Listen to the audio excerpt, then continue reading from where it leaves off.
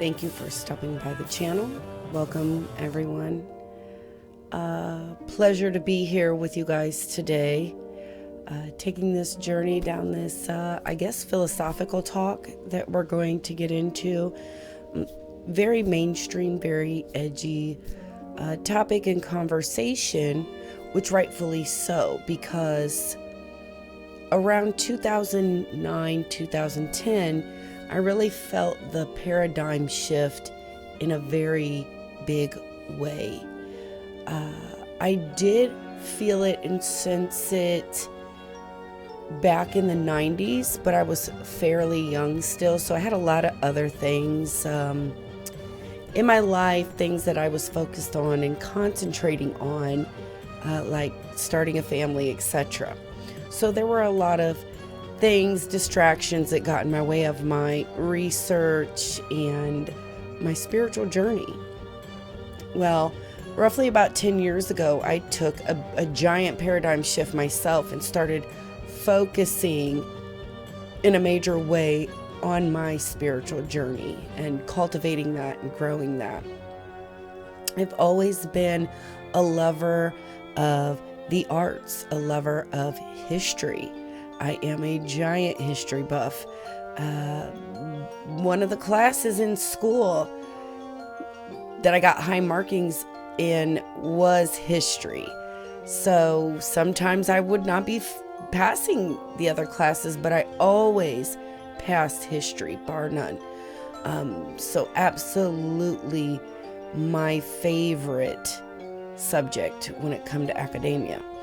So that didn't die once I graduated school. Once I moved on and got older, it intensified.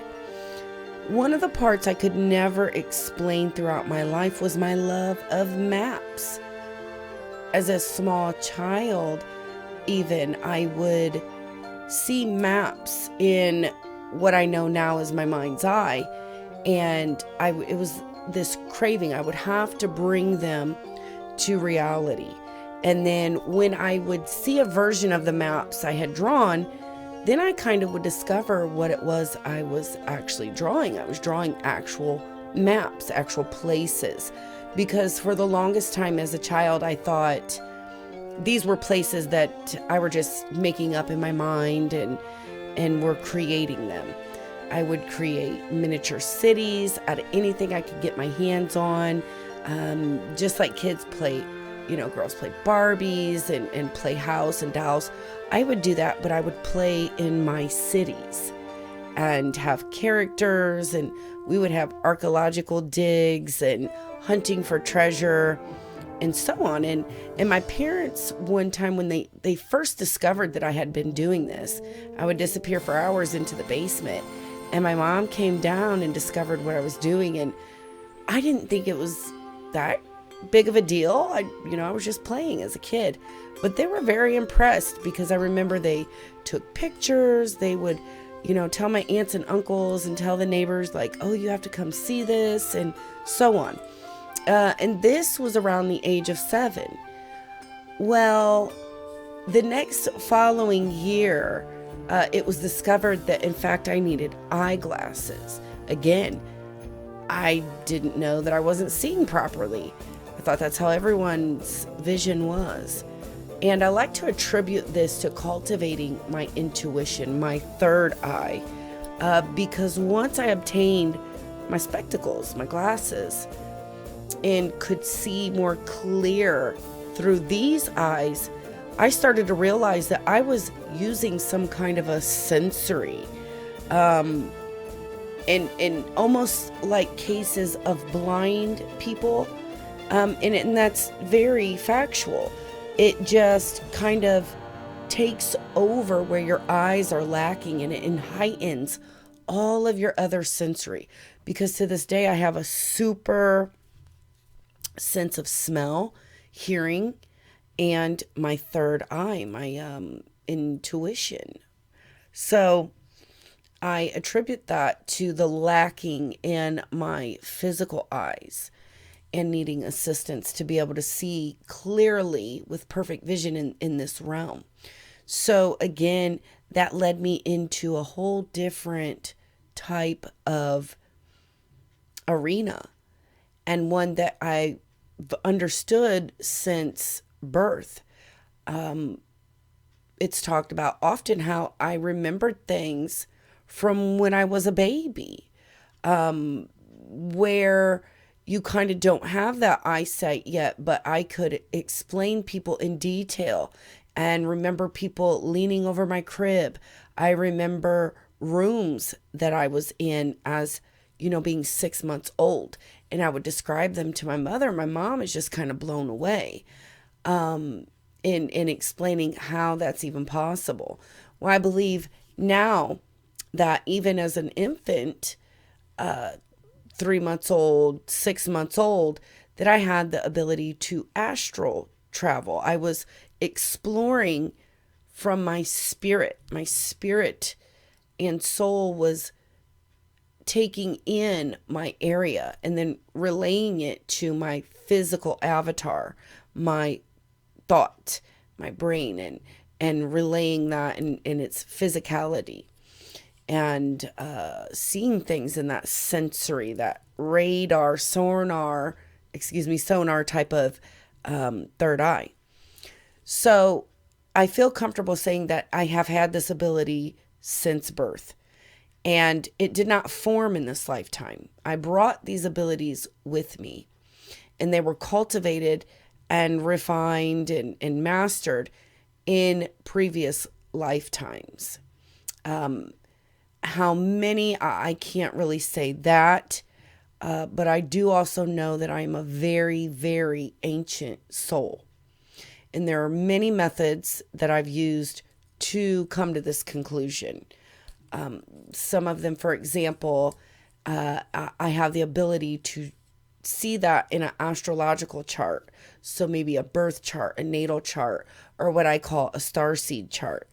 These starseed charts are not so common. I've not seen very many people who use this technique, and it's just an arrangement and an alignment of other celestial bodies that aren't commonly used. And I place those and make a chart there. I also have the ability to do a reverse chart. And so what a reverse chart is, someone, a loved one who has crossed over. And so instead of using their birth date, you are using their death date, or their rebirth date, where they're going on to the better life, the more inclusive life. Because when you cross from this physical plane into that plane, you have more freedom with your spirit and your soul to bask in what we know as life, living, experiencing. So I can determine by the astrological alignments how, or rather not how, but where most likely that individual traveled onto. Sometimes it will come back as being here. They got a reincarnation in the Earth system or the Jupiterian system. Sometimes, a lot of times, out of the charts that I've done, it will be the Pleiades system. But there are others that factor in. But I will say, out of the charts that I've done, the Pleiades is a big percentage. There are others who've went on to Stargates and kind of become facilitators and watchers, guards and protectors of these Stargates. So I absolutely love the star charts, and I love the reverse charts. It's very, very fascinating. And again, I've not came across very many people who undertake this type of job. So that's what I want to get into today, is this very philosophical conversation about the magic of our existence, the magic of our world. And a lot of times when this is said, people will tend to freak out, or they look at that very negatively. And I don't want you to look at that as a negative thing. It is a very fascinating thing and very beautiful thing.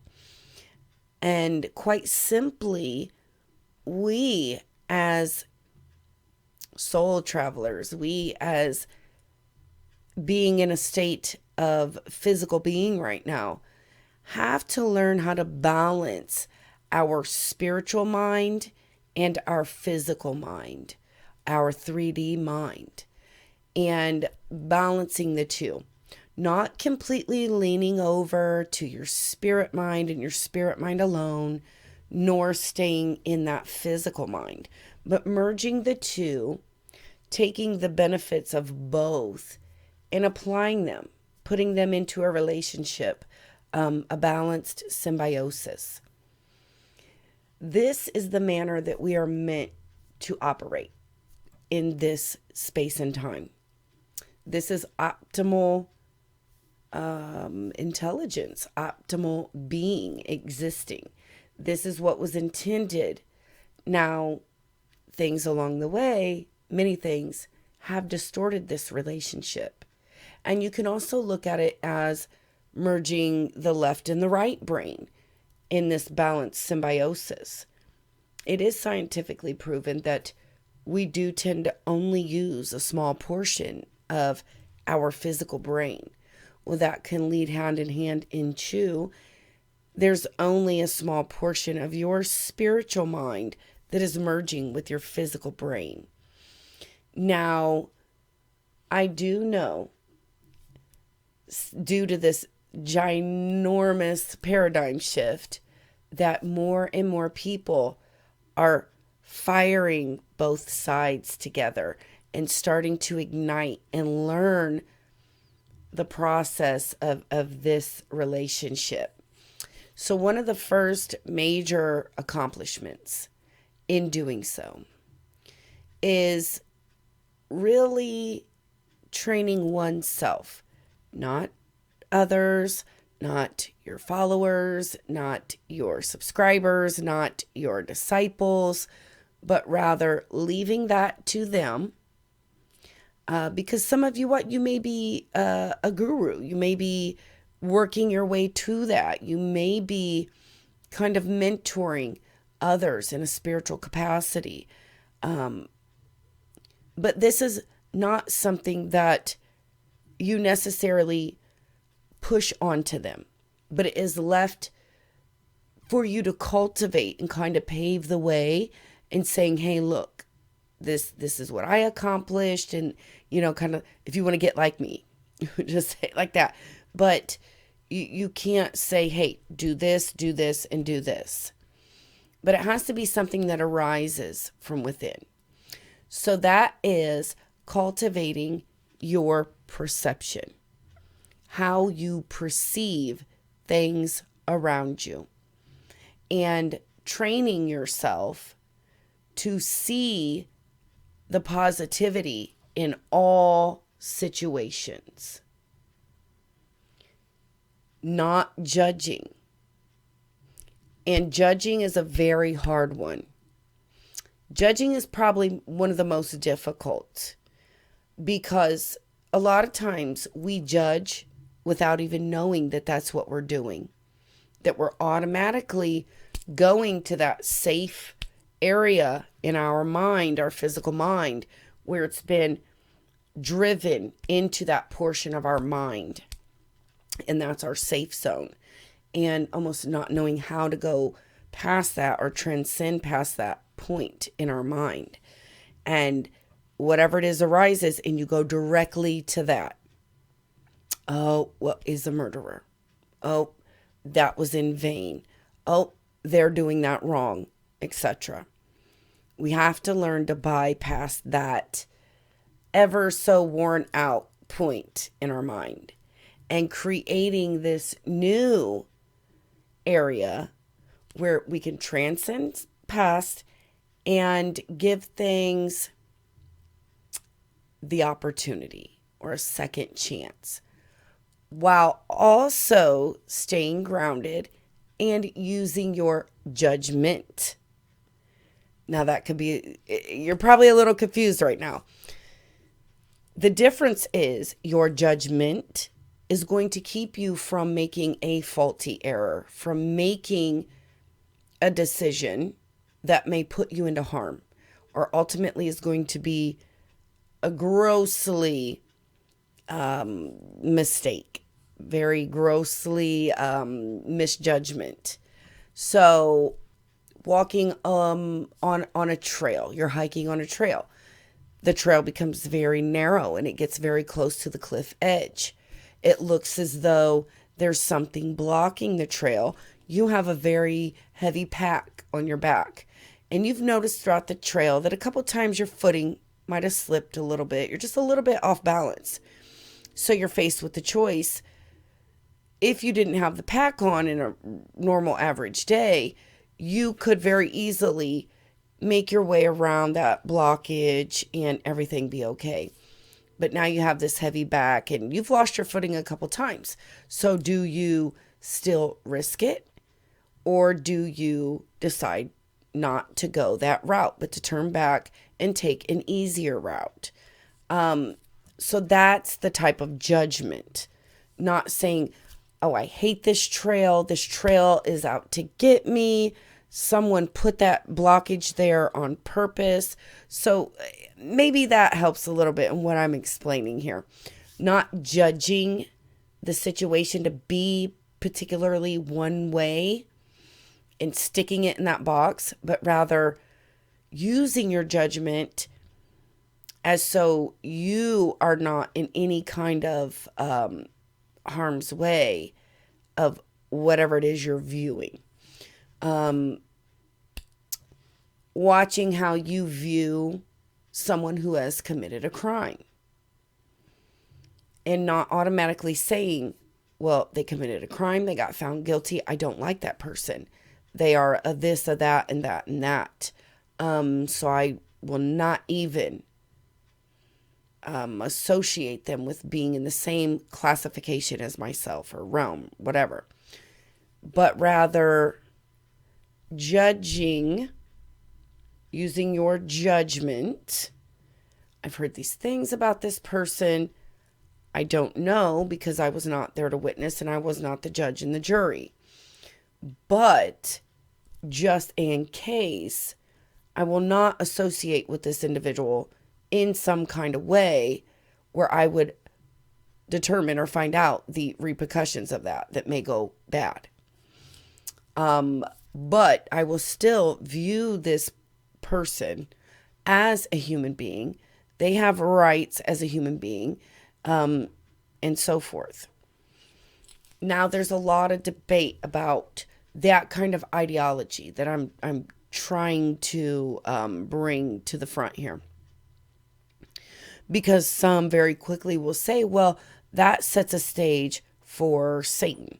That sets a stage for us to now lessen our expectations, especially as like Christians or Catholics or religious, pious people who are strictly by the Bible and so on. And I disagree. I say that every living thing has a job set before it. And it must fulfill that job.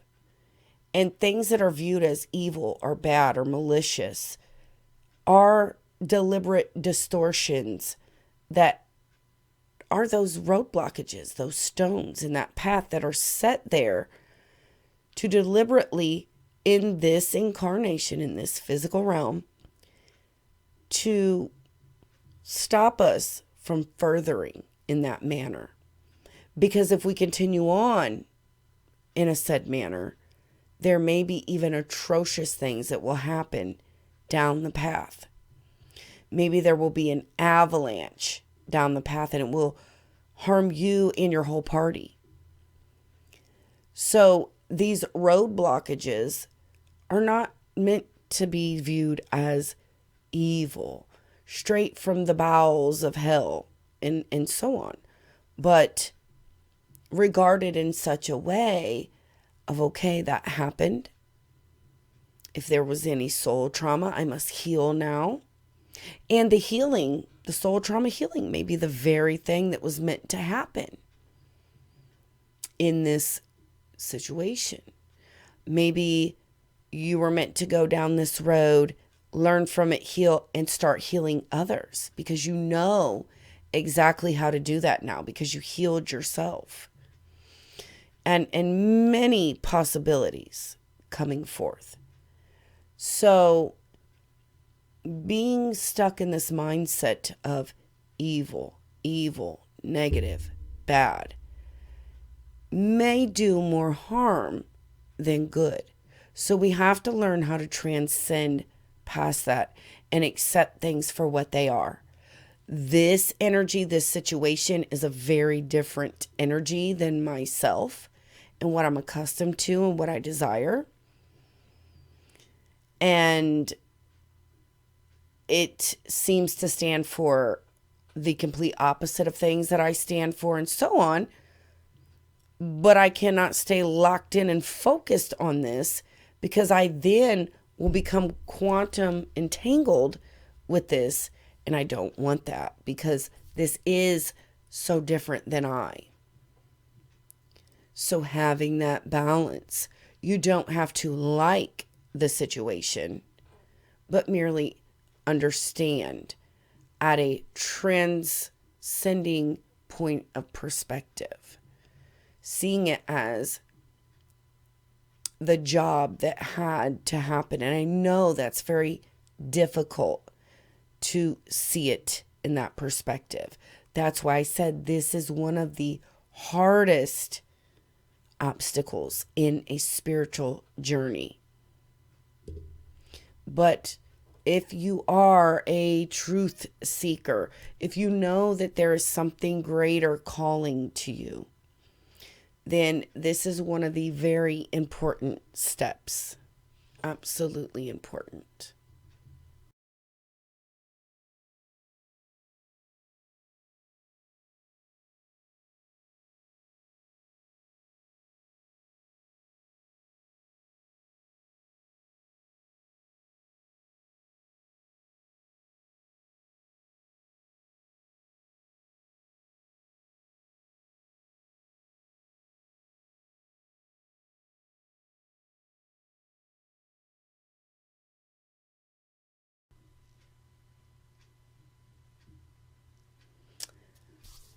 All right, so I have spoke about the other systems, the other celestial systems,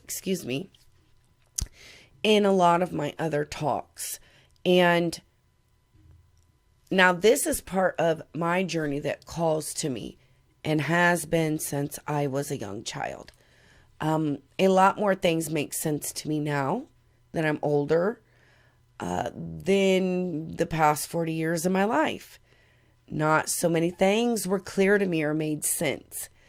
But now I'm really starting to connect a lot of information that I've had since I was younger, and with new information that's coming in. And it's not always been easy. I've struggled with things. And in that, should I believe this? What does this stand for? But that's just it. I still search for the understanding, not judging it and just closing it out, putting it in that box right away, but searching for the complete understanding. And when you are activated in your spirit, no matter how you got to be, maybe from birth, maybe it was cultivated, maybe it's a spiritual relationship, maybe it is having a relationship with the Bible, with the Torah, with whatever it is. And it appeared that way. You must search for the understanding in what it is, in that intuition, that byproduct that comes forth out of this spiritual awakeness, this alertness, will guide you. That inner compass will guide you. And you will learn your body. You will learn all these inner workings. and flags and signs and so on. And being balanced with this is absolutely beautiful, because that inner compass, if it is cultivated properly and listened to in a healthy way, in that healthy connection and relationship, it will never steer you faulty. It will never steer you wrong of your conscious decisions. Again, so mixing the conscious and the subconscious, again, with the two parts of the mind, the two parts of the physical brain.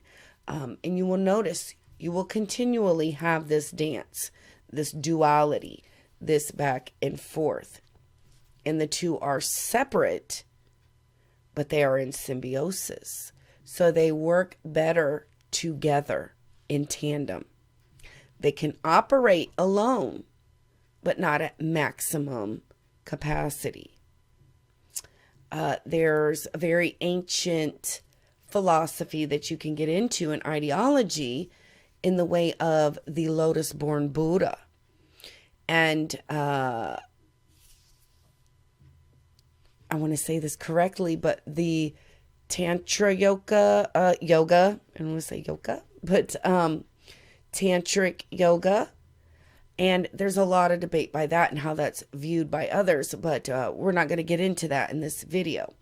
But there was a transcending understanding of how these things operate at maximum capacity when they are brought into symbiosis. This is what happens on a scientific level, a biological level, and so on, when you take something that's standing alone, something in perhaps a mineral, and it standing alone is one thing, and it's just fine as what it is, that thing. But then adding it with something else and changing its components in such a way that it works even, I don't want to say better, but it's even more powerful and has more uses and evolves in such a way that it's helping its surrounding and environment even more so, because it's been put into a relationship, a symbiosis. So lotus-born Buddha mastering this. And it's very important to know that for certain relationships and connections, certain elements or ingredients are needed. So not every practice is meant for any two components. They must be the right components, the right ingredients. That goes as far as individuals as well. Putting the right husband with the right wife, the right lover with the other lover, and so on. And we see that in everyday life. We see the proof within that. Planting the right seeds with the right soil in the right area to get the proper sun or moisture, and so on. So it's not just the venture of getting to the relationship, getting to the symbiosis, but making sure that it's all the proper elements and ingredients. So now in every journey and every option that you have around every corner, there is a kind of right choice and a wrong choice. Or there can be the original, authentic choice or thing, or there can be a synthetic version, counterfeit, knockoff, mocking. This applies in spiritual cultivating as well. It's around, unfortunately, every corner. I am writing a book that I will put out very soon, and I go into full detail of some locations around the world that are phenomenal, supernatural, cosmic, nexus points around the earth that are very magical and assist you in your divine quest, your spiritual journey, as not to be caught up in synthetic or falsehoods, which are running rampant, and being very opportunistic and seizing the moments and the time that we're in. This is a well-known time that we're in. It's been documented and charted and kept track of for millennia, kind of awaiting. There are many souls that opted to come in at this time and to be present and experience the time that we're coming into and that we are in currently. So we are living in a very special, monumentous timeline that will be talked about and is talked about throughout the cosmos, throughout the universe, throughout the heavenly realms. So this is significant, these locations, because there has always been these very sacred locations throughout the earth. But what has changed with this paradigm are those locations. There is still significance in the original locations, but there is a more important significance to these new locations, because these new locations, which at points in antiquity were active then as well, but the more known locations that have been more relative and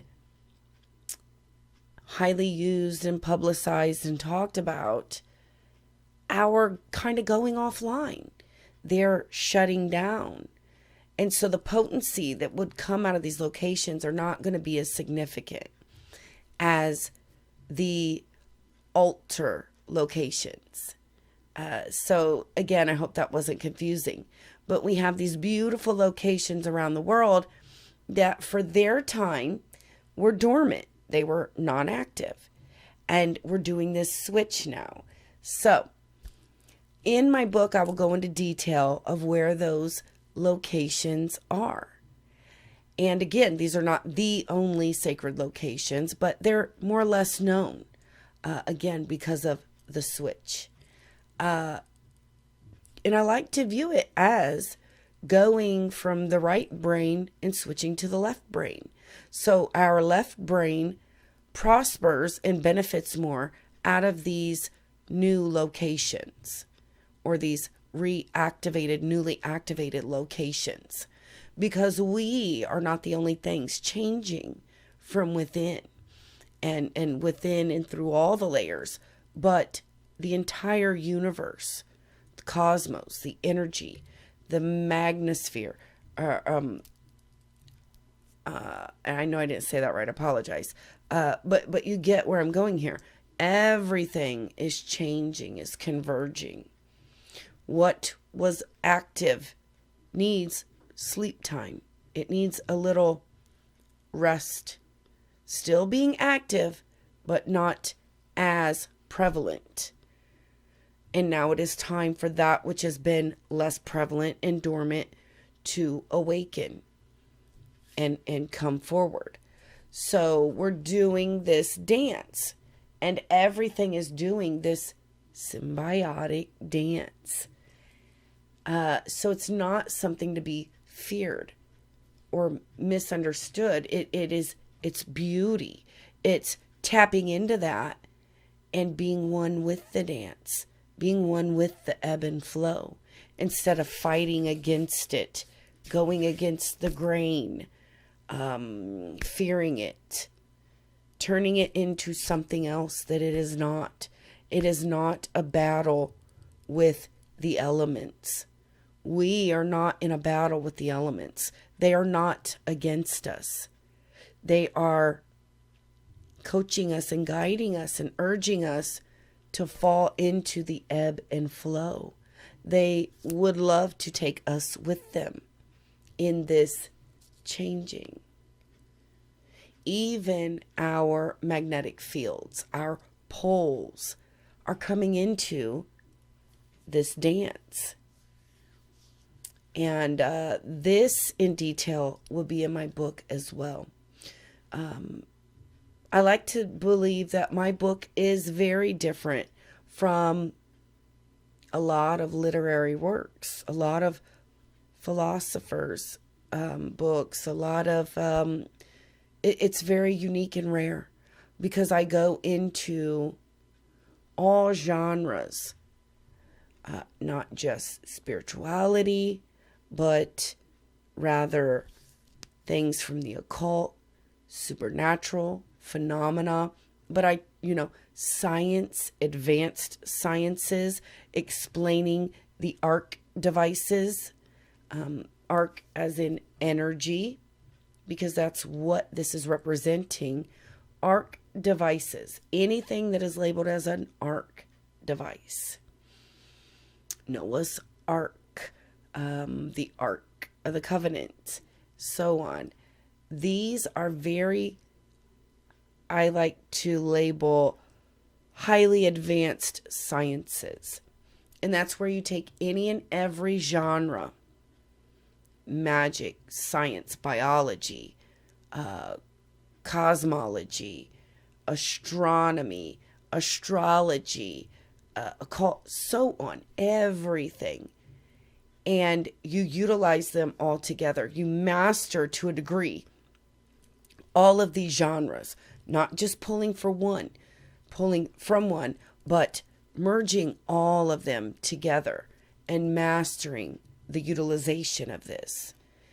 And then creating what we would view as highly advanced systems and technology and apparatuses.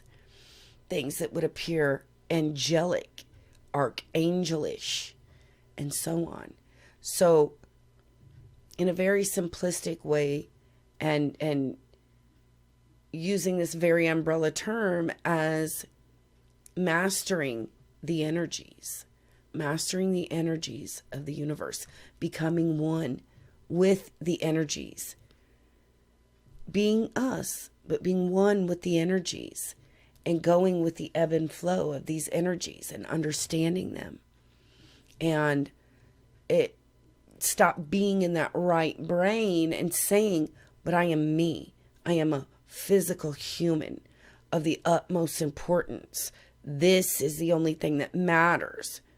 We must transcend out of that right brain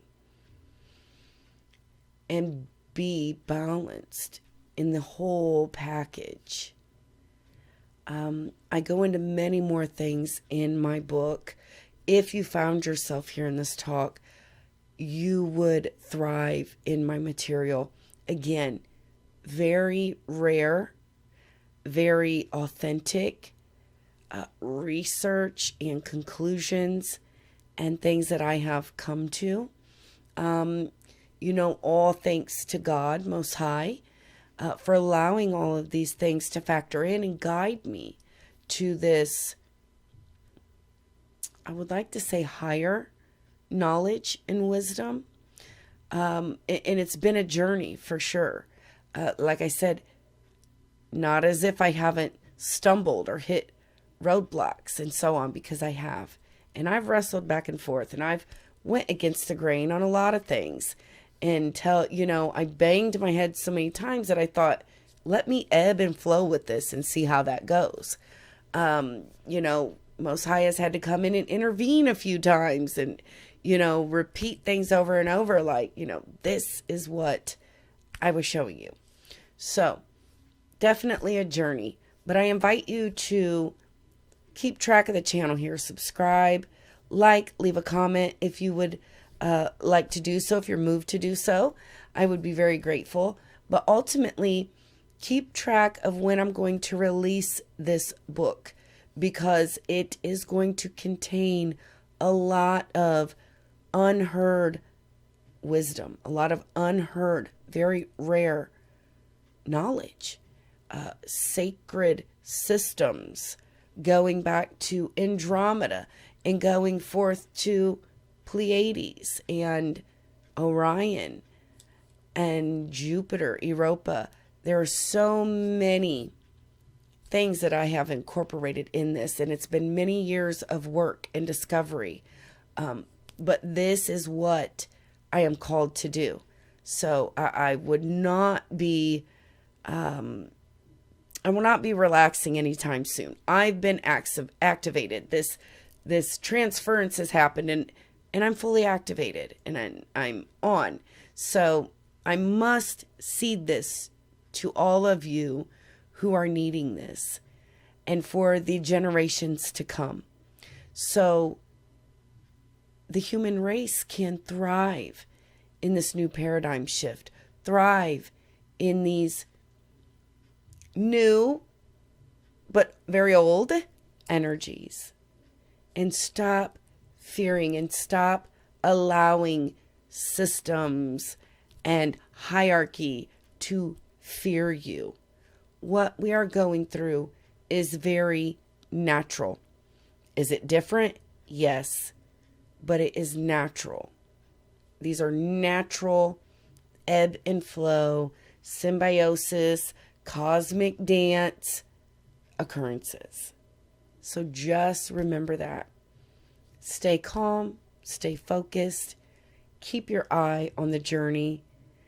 Don't let anything pull you into its existence. You are your existence. Control that, master that. Do not waste time on very negative, very lower vibrational occurrences and energies. Transcend past that. There's so much more that awaits you. And the rest of the human race is starting to twinkle. They're starting to spark. So enjoy every day. View it as a blessing, because it is. We are very blessed and very honored to be the ones here in this space and time. All right. Thank you for joining and stopping by this video. Thank you for all your support. I send many blessings and much love to all of you, and I will see you guys on the next one. Bye-bye.